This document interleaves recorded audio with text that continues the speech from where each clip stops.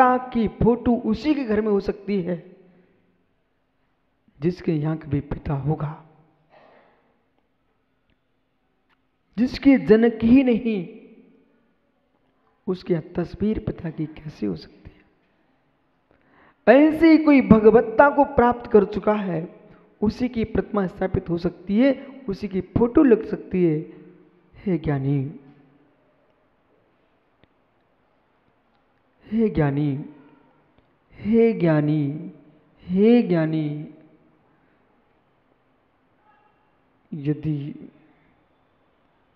यदि संबंध स्थापित विधि पूर्वक किसी की शादी हुई नहीं किसी कन्या से,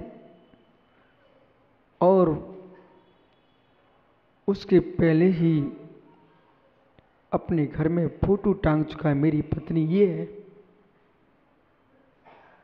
ध्यान दो मैं क्या बोल रहा हूं। किसी बाला से का कर तूने विधि पूर्वक पकड़ा नहीं, इसके पहले ही यूं कहे कि ये मेरी पत्नी है। हे मित्र, जो भी आएगा उसकी हंसी उड़ाएगा, व्यभिचारी कहेगा तू कैसा पागल पुरुष है, तेरी शादी अभी तक हुई है नहीं है, तू कहता ये मेरी पत्नी है। शादी के बाद तू कहेगा तो कोई हंसेगा नहीं, अपितु सम्मान देगा, विश्वास करेगा शादीशुदा पुरुष है। ध्यान दो, ऐसे ही जैसे कि जिससे शादी नहीं हुई है और किसी लड़की का फोटो टांगे बैठा मेरी पत्नी है, उपहास का पात्र है, ऐसे बेटा सारस्वत सागर जी निज आत्मा का अवलोकन किया नहीं, निज देव का दर्शन किया नहीं, निज आत्मरमणी को पहचाना नहीं, वो अपने आप को योगी कह रहा है। हे मित्र, वो कुंवारा आदमी अपने आप को शादीशुदा कह रहा है।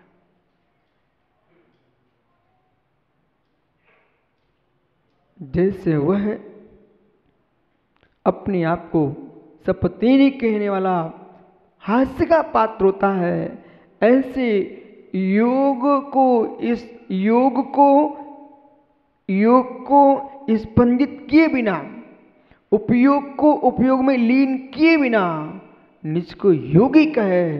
हे मित्र, वो व्यभिचारी बुद्धि है उसकी।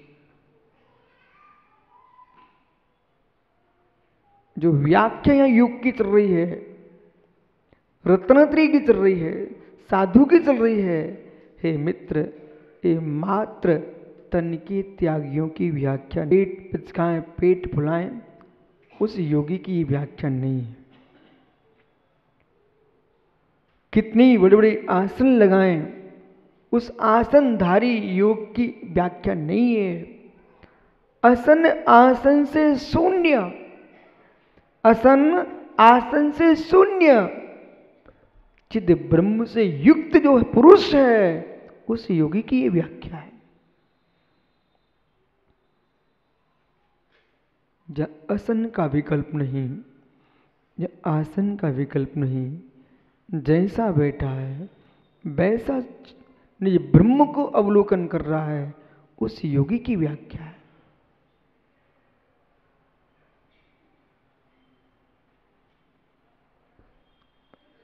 ज्यादा गंभीर हो रहे आप लोग, समझ में नहीं आ रहा ना।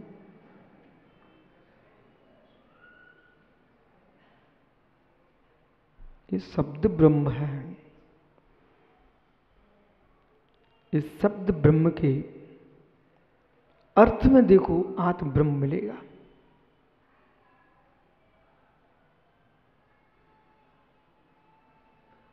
संपूर्ण अध्यात्म की गुण विद्या क्षत्रियों ने की है, संपूर्ण आत्म ब्रह्म की व्याख्या ज्ञानियों क्षत्रियों ने की है। क्षत्रियों ने की है, ध्यान दो, मैं बहुत अच्छे से कह रहा हूं। संपूर्ण आत्म ब्रह्म की व्याख्या क्षत्रियों ने की है। इतनी सामर्थ्य क्षत्रिय को ही हो सकती है उस विद्या को उद्घाटित कर सके। हे मित्र ध्यान दो, ऋषभ देव से महावीर पर्यंत ऐसा कौन सा तीर्थंकर है जिसने किसी व्यापारी के घर में जन्म लिया हो, जिसने किसी ब्राह्मण के घर में जन्म लिया हो। हे मित्र, 24 के 24 तीर्थंकर क्षत्रिय पुत्र हैं, जो बाहर के छत्रत्व से युक्त, बाहर के रुपयों पर विजय प्राप्त करने की सामर्थ्य रखते हैं। हे मित्र, वे ही कर्म रूपी को जीतने की सामर्थ्य रखते हैं। कर्म में सूरा सो धर्म में सूरा। जो कर्म में सूर हो सकता है वो धर्म में भी सूर हो सकता है। इसलिए व्याख्यान तीर्थंकर क्षत्रिय कुलोत्पन्न है। उन क्षत्रियों ने कैवल्य को प्राप्त करके परम विद्या को, सारे जगत को उद्घाटित किया। क्षत्रियों से प्राप्त विद्या है। और ब्रह्म विद्या में जो लीन हो जाता है उसका नाम ब्राह्मण होता है। ये सारे ब्राह्मण बैठे हुए यहां पर।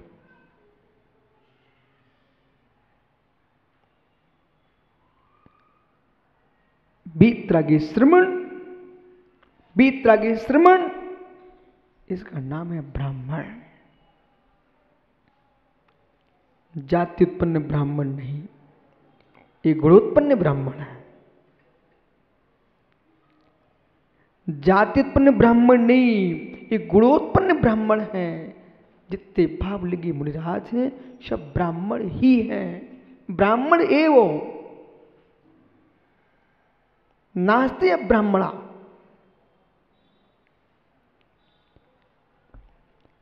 या ब्राह्मणा नास्ते सा भावलिंगी तपोधन नास्ते मुमुक्षु सौम्य साम्य सागर।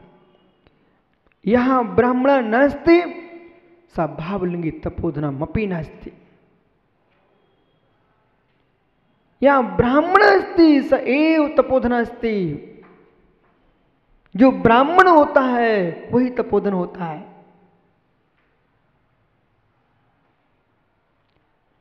यत्र ब्रह्म अवलोकन अस्ति तत्र ब्राह्मण अस्ति।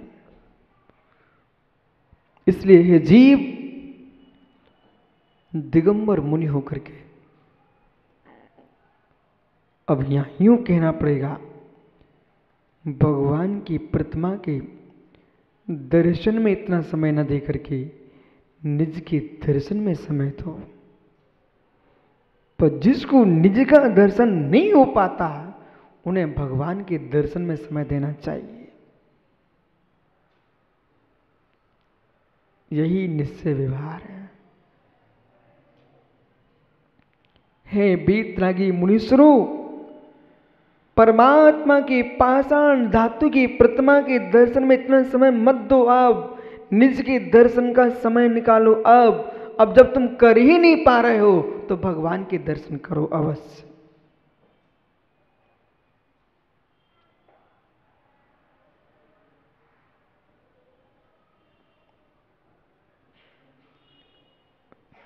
क्रमशः कक्षा तुम्हारी बढ़ चुकी है। जो श्रावक कहूं जो श्रावक भगवान के दर्शन नहीं करता वो हीनाचरण है।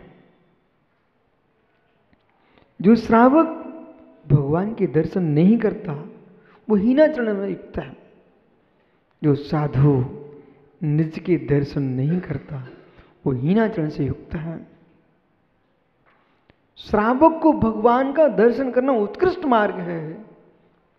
साधु को भगवान की मूर्ति के दर्शन करना निकृष्ट मार्ग है। ओह,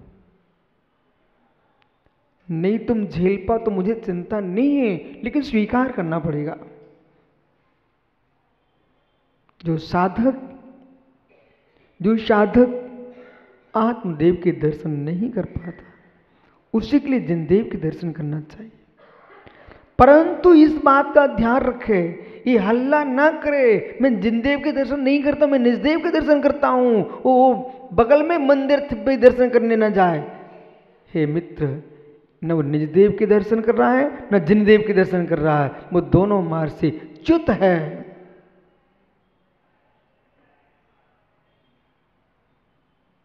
हमने कहा भैया चलो साध्य सागर, ऊपर भी भगवान है, तो निज ब्रह्म के दर्शन करता।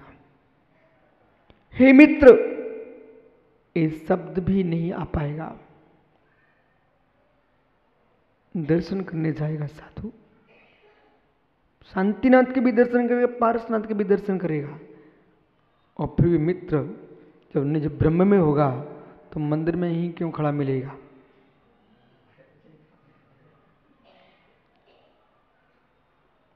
मंदिर में ही क्यों खड़ा मिलेगा? वो तन में ही नहीं होगा, मंदिर में क्या होगा? वो तो चैतन्य में ही होगा।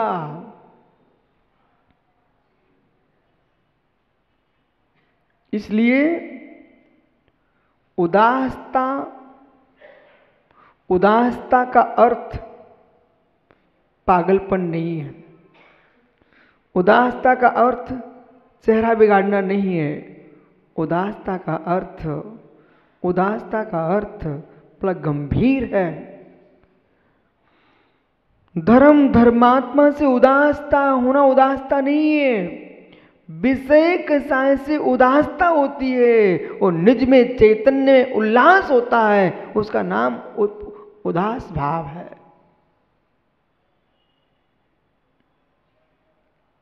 साधु का चेहरा, किसी की मतारी खत्म हो गई हो, किसी की माँ का वियोग हो गया हो, वो बेटा रो ऐसे चेहरा बनाए बैठा है, ये इसका नाम जैन दर्शन का साधना का उदास मार्ग नहीं है। हे मित्र,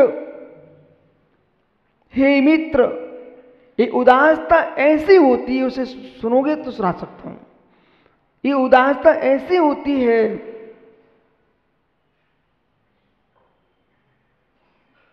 ओ भाई इस ज्ञानी को खड़ा करना।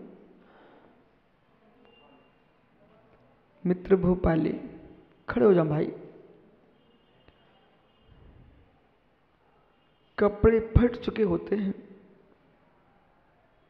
तब तुम्हारे पिताजी नए कपड़े सिला के देते हैं, उस क्षण की अनुभूति बताइए आप।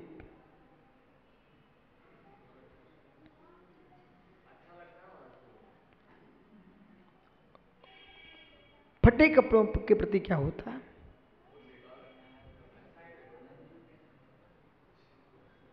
हे मित्र, फटे कपड़े उतार रहे हो और नवीन सिले कपड़े पहन रहे हो, उस क्षण का भेदन कीजिए। ध्यान दो थोड़ा, मेरे साथ चलो। यदि तुम फटे कपड़ों को खराब कहते रहोगे तो नए कपड़ों का आनंद नहीं ले पाओगे। अभी समझिए विषय की गंभीरता को।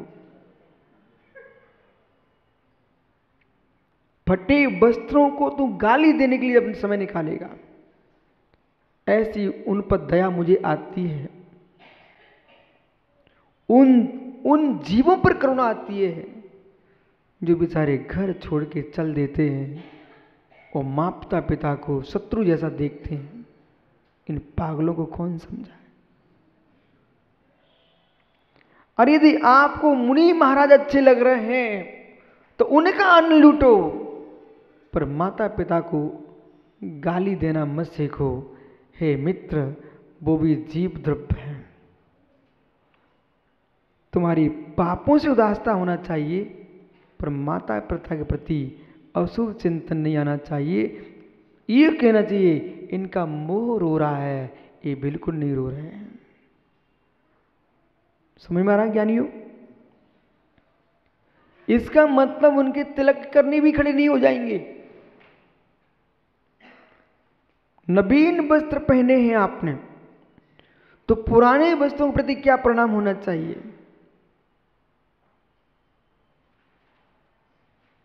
उदास शब्द का अर्थ बता रहा हूं, ध्यान रखना। कई बार मैं देखता हूं लोगों को ऐसे हो जाते उनका चेहरा, उदास आदमी जो अध्यात्म का उदास है, उसके चेहरे पर मित्र सकुड़न नहीं होते। अध्यात्म उदास के ऊपर है ज्ञानी लालमा नहीं आती, सफेदी आती है चेहरे पर। यानी जब नवीन वस्त्र मिल चुके थे उसका आनंद लेगा कि पुराने वस्त्रों को गाली देगा, है? तब पुरानों के प्रति क्या भाव होगा? बोल तो उत्तर आ जाएगा।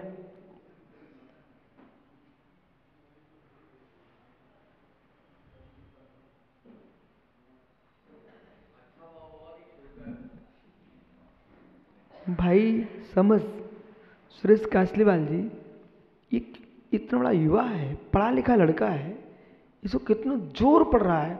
जबकि अब आप सोचिए कि कितनी बार कपड़े छोड़ चुका है बच्चा और कितना नवीन पहन चुका है।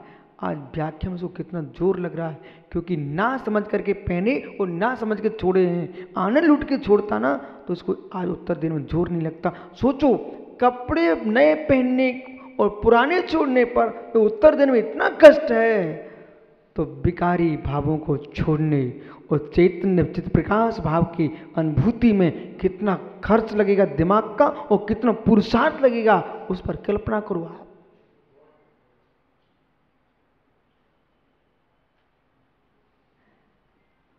जो तुम जी रहे हो मृत्यु रूप में जी रहे हो, इसलिए आनंद नहीं ले पा रहे हो।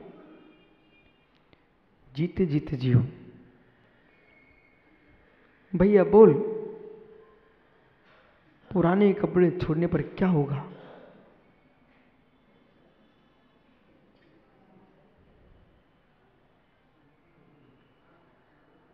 खड़ो हो जाओ गुन्नू महाराज,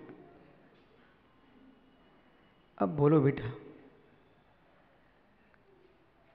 बिना चेंज की ड्रेस पहन के कैसा लगता है?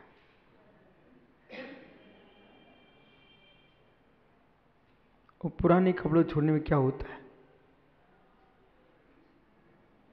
खड़ो जो बासु भाई, सभी की प्रज्ञा का प्रयोग हो ही जाए आज। ये कपड़े नए पहन लिए हैं, पुराने कपड़ों प्रति क्या हुआ है? अच्छा,